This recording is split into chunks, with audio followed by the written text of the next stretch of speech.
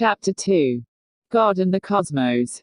Differences veil a fundamental unity. Bruno. Both Christianity and Buddhism can be set to the same music, the music of the unconditioned. The definition of the Christian God as invisible and eternal, and as that which has not parts, body, or passions, is incontestably an attempt to convert our thoughts to a belief in, and appreciation of, the unconditioned. The entire teaching of Jesus moves in this direction. And this will be recognized at once if we permit ourselves to interpret his symbolic utterances in the right and only logical sense. To be saved, that is, to realize the unconditioned, we must believe in Jesus. Namely, in his teaching. If humanity could assume this attitude of mind, if it could attune its thoughts to what Christian symbolism really means, or ought to mean, then all the magnificent ritual of the Holy Catholic Church, the realistic hymnology, even the shibboleths of the Salvationist, would no longer give rise to the supercilious contempt of the so-called intellectual world, but would everywhere be recognized as the expression of the most exalted philosophy, and consonant with the latest results of psychophysiological research. The proud have held me exceedingly in derision, yet have I not shrinked from thy law. Everything that teaches us that the end of all things and the goal of all men is a complete realization of the unconditioned is the acceptable word of God. Gautama, using a symbolism of his own, and by means of parables not wholly dissimilar to those employed by Jesus, taught the self-same truth. The flesh has to be crucified, that is, the idea of separateness has to be eliminated, and then only will heaven, nirvana, at oneness with the unproduced with God, be a reality. It is legitimate to speak of Jesus as God, and Gautama is known as Buddha. Here we have, then, Jesus God and Gautama Buddha. But God and Buddha are but two different terms used for the expression of one identical idea. The recognition of Buddha as an equivalent for God has been very generally ignored by interpreters of Buddhism.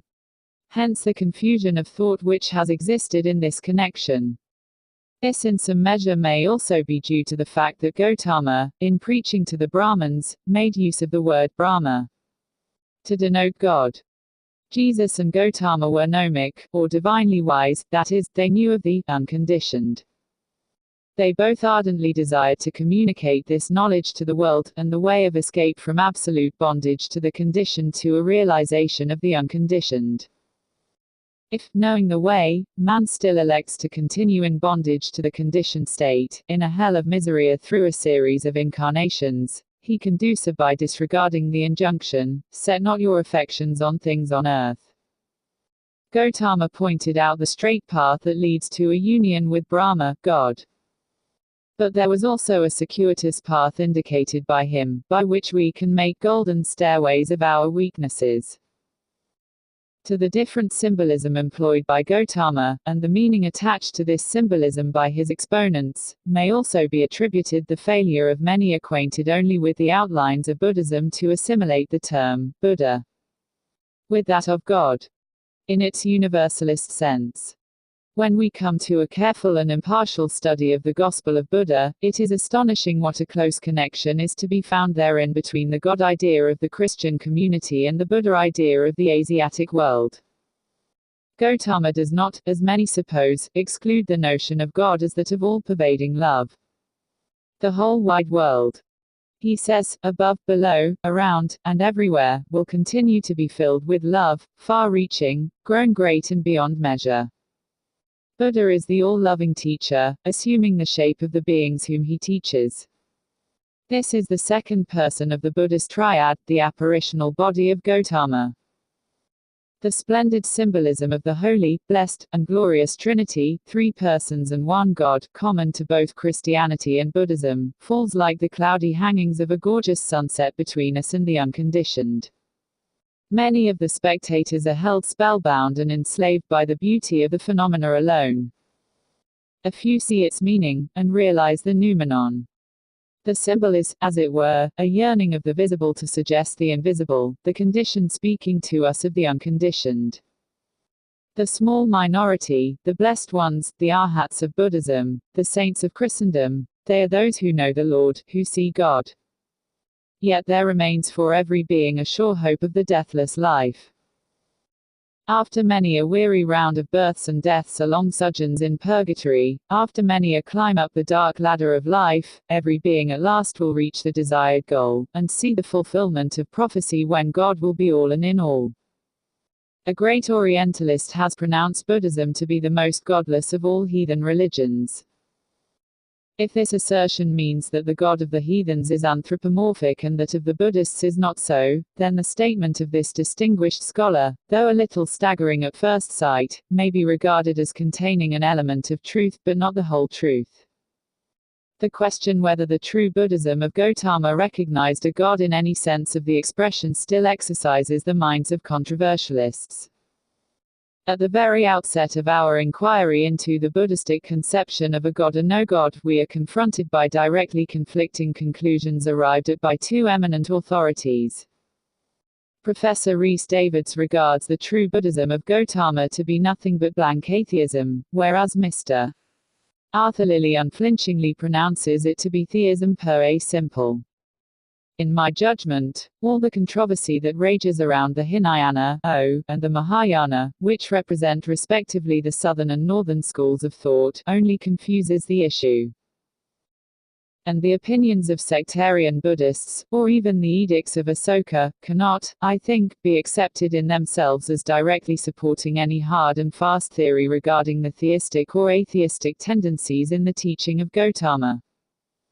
With reference to the evidence of the edicts, it must not be overlooked that Asoka figured as a good theist while viceroy at Ujjain, and for some years subsequent to his becoming emperor of India, a fact which several of his edicts, I believe, confirm. A God, one person, yet three persons in one, without body, yet walks without parts, yet seen, without passions, yet with compassion, a spirit, an indefinable, unallocatable, incomprehensible substance in which we live and move and have our being, that cannot be known, yet can be found. Those that seek after me shall find me, which some people have beautifully symbolized as a loving father and others have debased into a jealous and vindictive tyrant. Of such a God only, as an eternally conditionless mystery, it can surely be established, from a review of Buddhistic evidence, that it is not, and has not been, totally ignored. It is difficult to see the force of denoting God as superpersonal or super anything. He or it is personal, and everything else is masked by materialities, and in the sense of all things being his contents. Particles of matter are the contents of form. Form cannot be manifest without matter. God is pure shapeless form, as well as the formative power of form. Dr. Paul Carus, in referring to the God idea of the Buddhists, says, "No religion can exist without belief in the existence of an ultimate authority of conduct. But in this sense Buddhism, too, teaches a belief in God. The Abhidharma, or Buddhist philosophy, distinctly rejects the idea of a creation by an Ishvara, i.e., a personal creator. But it recognizes that all deeds, be they good or evil, will bear fruit according to the nature, and they teach that this law, which is ultimately identical with the law of cause and effect, is an irreversible reality. That there are no exceptions or deviations from it. Thus law takes, to some extent, the place of the God idea, and Buddhists gain a personal attitude to it, similarly as Christians do when speaking of God, in quite a peculiar way. The doctrine of the Trikaya, or the three bodies, teaches us that Buddha has three personalities. The first one is the Dharmakaya, or the body of the law. It corresponds to the Holy Ghost in the Christian dogmatology. The second personality is the Nirmanakaya, or the body of transformations. It is transient in its various forms, and its most important and latest appearance has been Gautama Siddhartha. This corresponds to the second person of the Christian Trinity, to God the Son, or Christ. The third personality of Buddha is called Sambhogakaya, or the body of bliss. It is the Christian idea of God the Father. Buddha, in his capacity as Sambhogakaya, is described as eternal, omnipresent, and omnipotent. He is the life of all that lives, and the reality of all that exists. Thus he is the all, in whom we live and move and have our being. P. General Forlong, in his short studies in the science of comparative religion, informs us that the first great Hindu creating father was a real Prajapati, lord of creations, a true Hermake Brahma, and, being depicted as a potent masculine Zeus, like a Yav, Chemosh, Amen, etc., he in time naturally became distasteful to cultured and pious philosophic minds searching after a great ideal, and no magnified man, solo a royal governor. As did Vedantists, so have others developed a great Nuta Brahm. Even pious Christian philosophers have sought, and some few dared to own, a Brahm, despite the direct anthropomorphic teaching of the Christian and Hebrew scriptures. Thus the Rev. Principal Caird D.D. Glasgow University, boldly says, in his Gifford Lectures, 1895-6, that in his view, Christianity knows no such thing as a first cause, or an omnipotent creator and moral governor of the world, a being framed after the image of man, an anthropomorphic potentate seated on a celestial throne and dispensing rewards after the manner of an earthly sovereign or magistrate. It is remarkable to find a parallel conception of law, as associated by Buddhists with the idea of divinity prevailing among the Egyptians, who recognized a divinity in those cases only when they perceived the presence of a fixed law, either of permanence or of change. This regularity, which is the constitutive character of the Egyptian divinity, was called Ma'at. Ma'at is, in fact, the law and order by which the universe exists. Truth and justice are but forms of Ma'at as applied to human action. Q. In Mr. Arthur Lilly's book, The Influence of Buddhism on Primitive Christianity, there is struck a note of playfulness which almost leads one to suppose that the writer does not intend that he should be taken seriously everywhere in his fascinating pages. This is apparent even in his treatment of the Jewish conception of an almighty ruler, when he takes for his text Judges I. 19.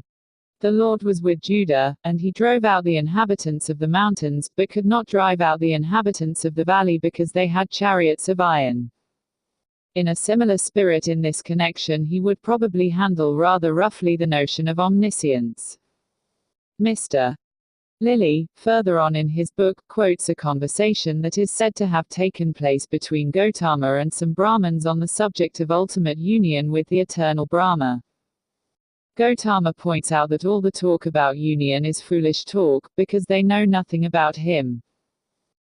But this does not necessarily imply, as one would gather from the commentary, that Gautama knew nothing of a Brahma, or quality of the cosmos or Buddha, which was indefinable, and could only be adumbrated in language, and no more. His sole intention, it seems to me, was to impress on his audience that this Brahma could not be approached by a factitious asceticism, and that all speculations as to his nature and origin would be mere waste of time and energy. Subsequently, on p. 83, Gautama is made to refer to this Brahma as a non-theistic it. Evidently the Nuta Brahm, the absolute, or the great I am of the Christian Bible. Here I would refer en passant to the following passage which occurs on p. 84. There are two schools of Buddhism, and they are quite agreed in this, that Buddhism is the quickening of the spiritual vision. This, Buddhistically understood, is true enough, but there is a danger of the Christian reader associating with the expression, spiritual, the idea of the existence of a spirit in man as an ego entity. Interpreted in this sense, the expression would be wholly inapplicable to any possible phase of Buddhistic thought or doctrine. Gautama knew of no independent spirit entity in man, so there could be no such thing as animistic vision in Buddhism.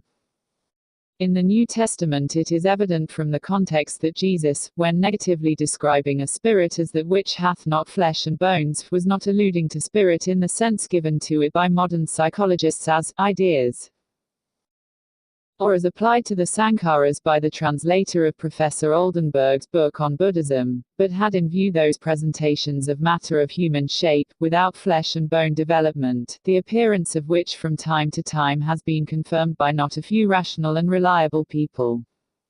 With reference to Mr. Lilly's comments on the Jewish conception of an almighty ruler. It may be remarked here that executive omnipotence and omniscience convey the notion of qualities that cannot be philosophically applied to the absolute as conceived by Brahmins.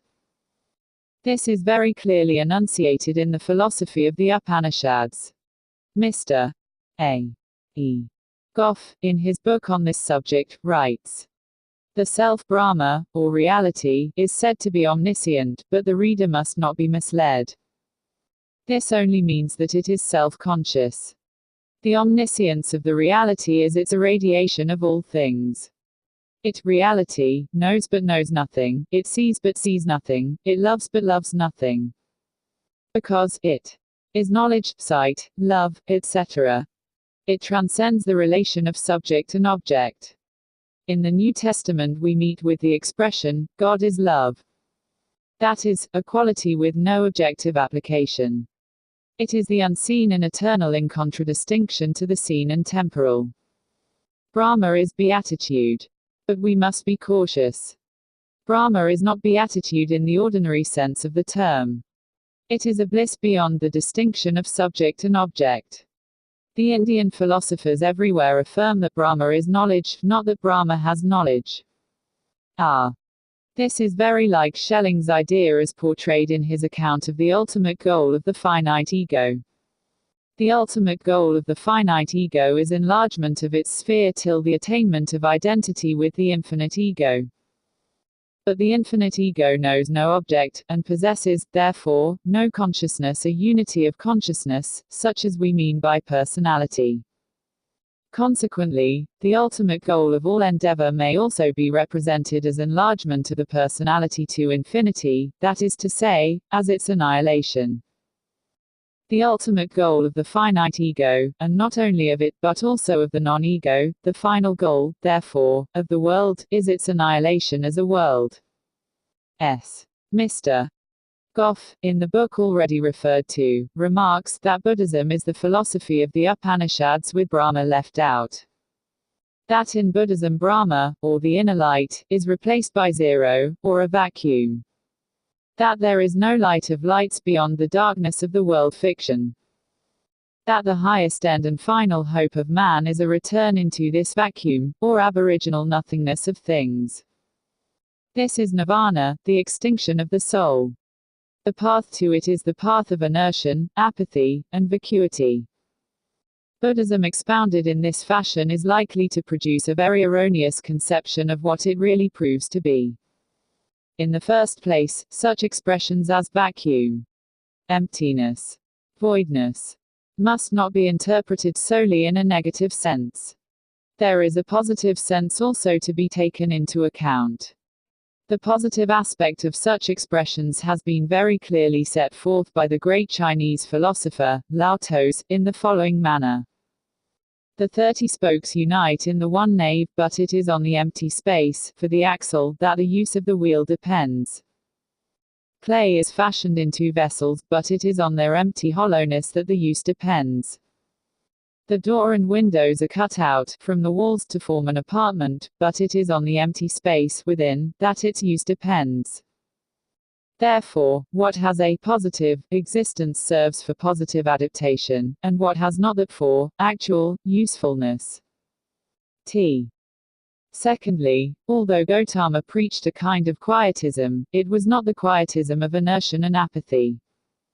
He exhorted his followers to vigorous activity in the acquisition of knowledge. He who does not rouse himself when it is time to rise, who, though young and strong, is full of sloth, whose will and thought are weak, that lazy and idle man will never find the way to knowledge, enlightenment. If anything is to be done, let a man do it. Let him attack it vigorously. Mr. Goff says that to gain this extinction the sage must loose himself from every tie and turn his back upon the world. This is very much akin to the way in which a Christian must act, according to the teaching of the New Testament, if he would gain heaven, union with God, with love, with equality. But it would be doing injustice to the spirit of Christianity and Buddhism to describe their ultimate goals as annihilation, aboriginal nothingness, and extinction, and the path to it as one of inertia, apathy, and vacuity, in the ordinary sense of these terms. The expression, annihilation, has much to answer for. It has been flaunted scornfully in the face of Buddhism by Vedantists of bygone ages and by Christians of this century. It has been hurled from pulpits with tremendous vehemence into the ears of bewildered congregations, and it has formed a text for delighted and triumphant denunciation in innumerable articles. In fact, with annihilation inscribed on its banners, the whole host of Buddha's army has been depicted as marching inevitably to utter and irretrievable ruin. At this juncture let us turn to a later authority, Mr. Lafcadio Hearn, who, in answer to the question, what remains to rise above all forms and the total disintegration of body and final dissolution of the mind, sets forth the Buddhist conception in the following manner.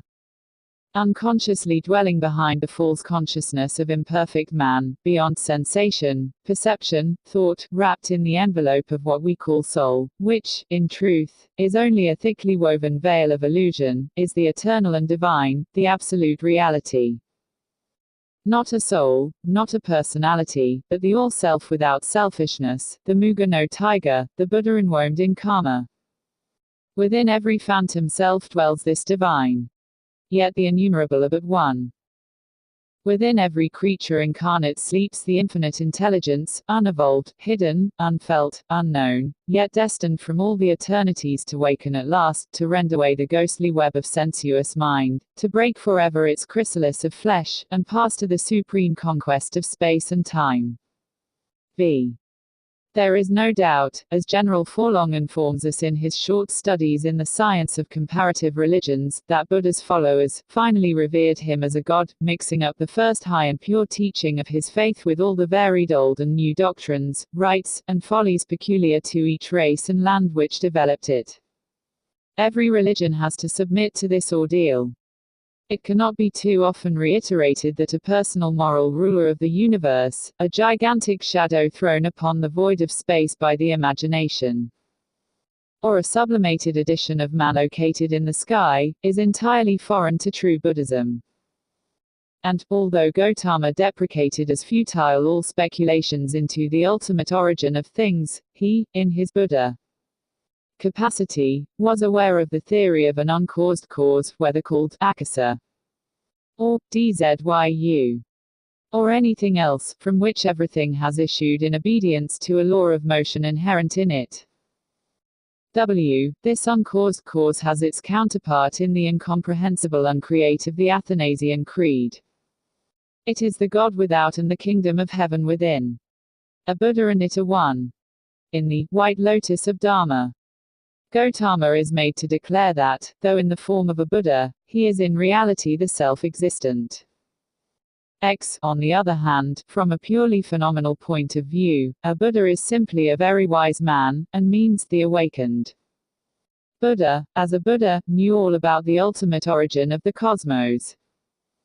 The personal Buddha, however, abstained from any such speculations, holding that, for the purposes of practical ethics, the wise man not only may, but must, avoid the distraction of speculation as to any ultimate cause. Rev. Spence Hardy. Self-conquest and universal charity, these are the foundation thoughts, the web and woof of Buddhism, the melodies on the variations of which its enticing harmony is built up. Professor Rhys Davids. Such, too, according to the Christian scriptures, is religion, pure and undefiled, before God and the Father. The Rev. A. Sharing points out how the success of Gautama in overcoming the forces opposed to him is unparalleled in human history. That a solitary man, prince and ascetic, after pondering for 5 years over all the great doctrines of religions, priestcraft, falsities, the immoralities, shams, and confusions of those times, and the groans and miseries of his countrymen, that he should devise an entirely new system, think it out, and put it in order to meet objectors and overcome their arguments, and then go forth to the gradual conquest of India, and send forth missionaries who have converted 500 millions of people, that all this was the ultimate result of that one man's energy, sagacity, and resoluteness of will is assuredly one of the most astounding events in the annals of the world. He was a simple philosopher, reasoner, and calm disputant, employing no physical force whatever. While the morality which he enforced was the purest the world ever saw. General Forlong, in quoting this passage, says, "Such, divested of a few professional words, is the deliberate opinion of one of the best, the most learned and experienced missionaries." Professor Rhys Davids seems to level a shaft at the typical Christian when he says that the Buddhist Zen does not mar the purity of his self-denial by lusting after a positive happiness in a world to come. Nor, it might be added, does the essential Christian who realizes the kingdom of heaven within. If we take the word God in a restricted anthropomorphic sense, and the word soul to mean an entity that survives the body, it will appear strange to many, as Professor Rhys Davids says, that a religion which ignores the existence of such a God, and denies the existence of such a soul, should be the very religion which has found most acceptance among men. The same authority remarks that of any immaterial existence Buddhism knows nothing. This is true if immaterial, or spiritual, is taken to mean something altogether divorced from matter. The universe, according to Buddhism, is not merely an arrangement of matter into forms and substances, but it consists also of the qualities of matter, and the relationship of the different particles and qualities to each other. The philosophy of Buddhism, in this connection, is monism, which is described by its exponents as a unitary world conception, but not a one-substance theory. It does not imply that the world consists either of matter alone or of spirit alone, or that all its phenomena are emotions only. But that our concepts of spiritual, material, mechanical, and other processes are abstractions, representing special features of reality. Reality itself being one inseparable and indivisible entirety. The phenomenal is a mode of the noumenal, as heat is a mode of motion. Existence is a mode of essence. There is no beyond, no behind the veil. It is all one. If we take, as a provisional analogy, the flower of a tree to be the noumenal, and the root the phenomenal, they are both, as belonging to the tree, the same, and yet not the same. The soul might be likened to the blossom at the apex, at a point farthest away from the earth. The more perfect this soul blossom becomes, the nearer it approaches the possibility of entering upon the unconditioned as immortal beauty. Like to the flower that fades into itself at evening hour, and becoming thereby identical with truth. Beauty is truth, truth beauty, that is all ye know on earth, and all ye need to know.